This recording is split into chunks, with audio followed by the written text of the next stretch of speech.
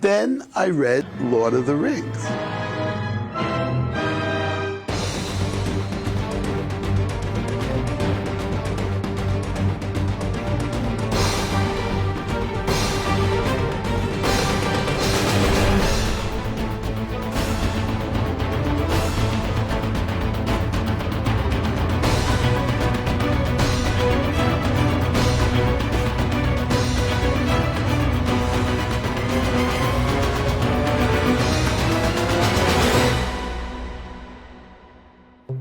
And I went nuts. I mean, it was probably the greatest fantasy for realism.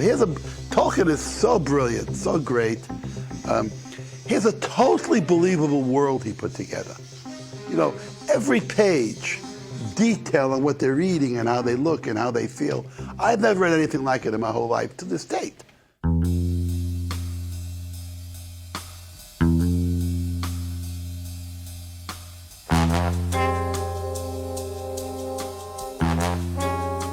So I went into his office, and the woman asked about an appointment, and I said no.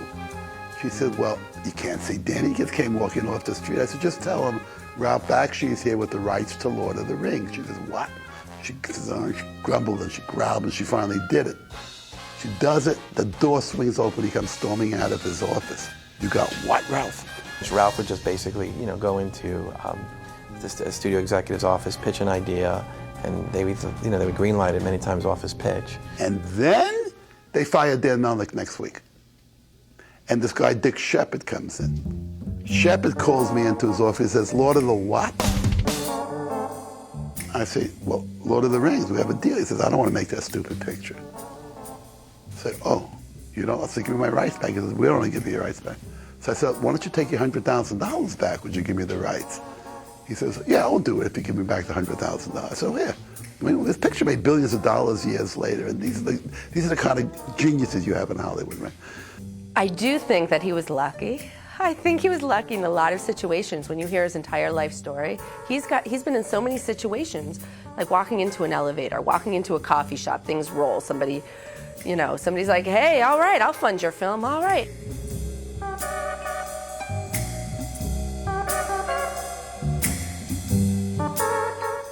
I called him and told him I had the rights. Would he want to do this film with me? He said, absolutely. So he flew down the next day, and we made a deal with Zens to do Lord of the Rings.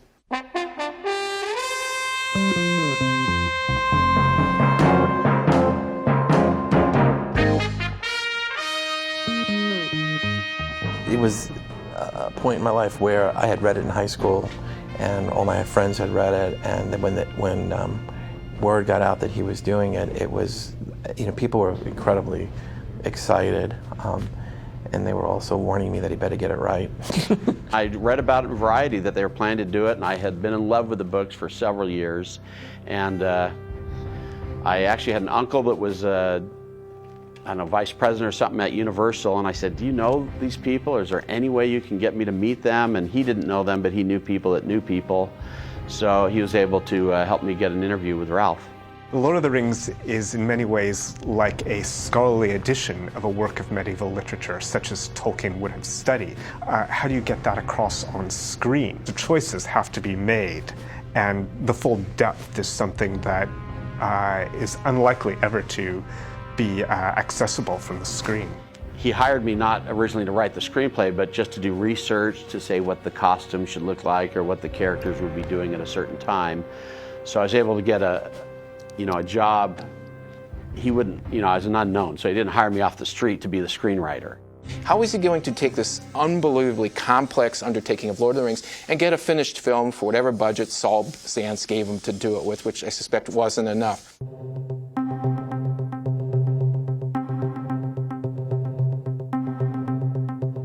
And what is rotoscope? Rotoscope is where you shoot live action and you produce photographs from the live action frame by frame.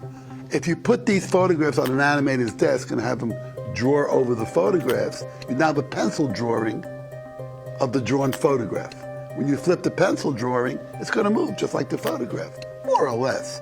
Well, the rotoscoping technique of actually hand drawing over live action really allowed the film to have a look, a really special look to it, this really fluid movement look, that and allowed the film to have realistic movement on characters like horses or battles. You can't animate that realistically. You can't. From pure imagination, you can't. It's impossible.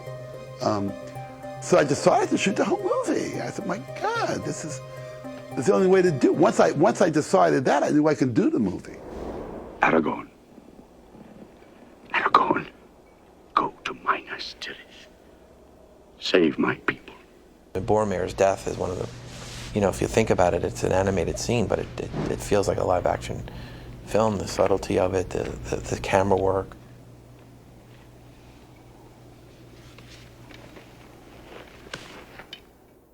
I talked to Raph about solarizing the film, and process it to lab. And when you solarize film, it looks almost like a drawing. It's a technique that you expose the film to light while it's being processed.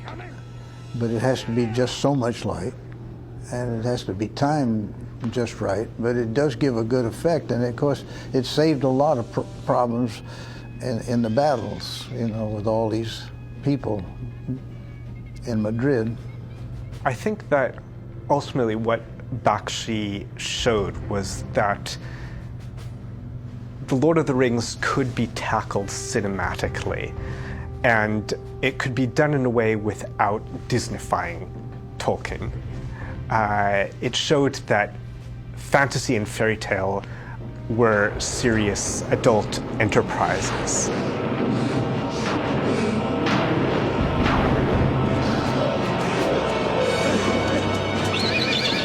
There are 3,000 people in costume, all stationed and positioned. There are 8 cameras ready to roll, right?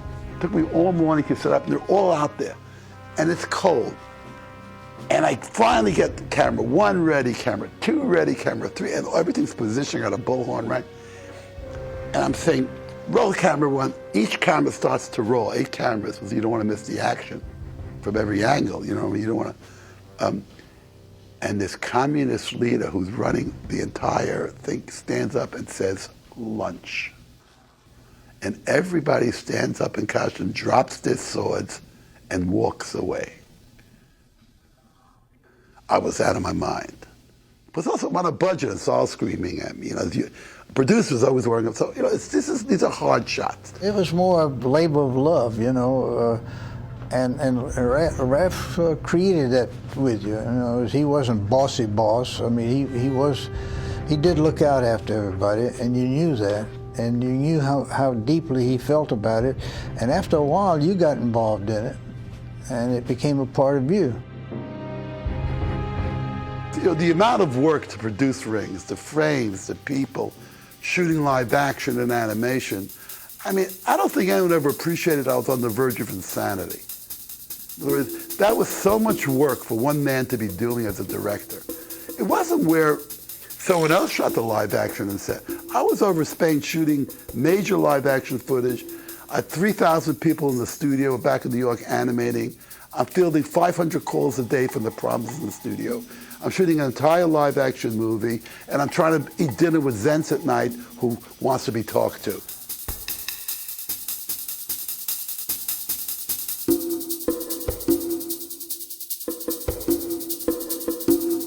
I'm saying, so after a couple of years of that, I was pretty much a basket case. We were working 7 days a week, 12 hours a day. We'd literally leave at 8 at night when it was getting dark and say, okay, I'll see you at sunrise. And you'd come back the next day and you'd work and you'd work and you'd drink coffee. And a lot of people throwing things away, drawing not good, throwing things away. My dad would walk around and they would be like, wah! And he'd talk to them and they'd draw, no, try this. And I remember I would just walk around and be like, oh, you're so mean. That was a good drawing. And they'd be like, here, kid, you have the drawing. Hobbit hair. I got fired once because somebody did a lousy job on Hobbit hair. And they thought it was my scene, and I got fired. And of course, I was devastated. For several months, I was doing research. And then I wrote the script for him. I wrote 5 pages of the script just to give him, hint, hint, this is what I've done for a few years, this is what I'm good at. And so he finally gave me the shot. We'd give people a break because he needed to. He would do it on a whim, or he genuinely liked something and he would take a chance. I can't tell you how many people he promised would be his next director during the course of the film. That was his big thing. You'll be my next director.